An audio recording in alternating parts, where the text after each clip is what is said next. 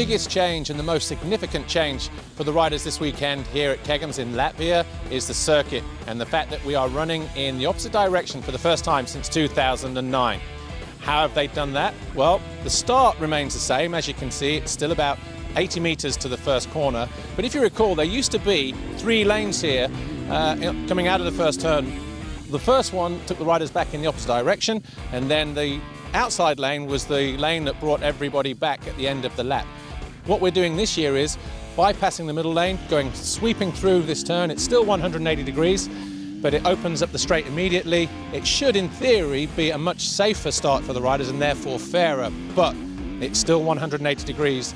The riders will need to take their right foot off the back brake pedal, so there'll be a period where they're not going to be braking going into that first turn. So don't be surprised if there are still 1 or 2 incidents in this first turn on Sunday, but hopefully it will be much, much safer as a result of this new design on the first corner.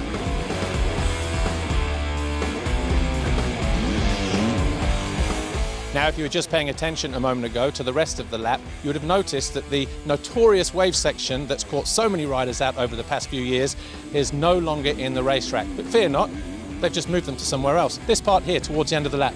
Now, we've got 12 waves through this section in total. The first 5 are even right away across from left side to the right side of the track.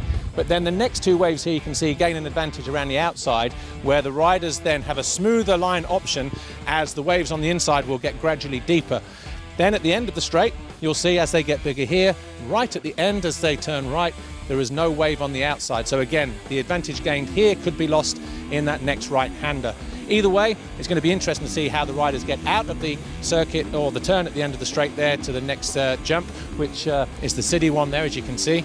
And it's still going to be a very interesting part of the racetrack here. The lines will cut out, it will develop, there'll be some edgy lines as well. So don't be surprised if we see 1 or 2 shenanigans going on here on race day.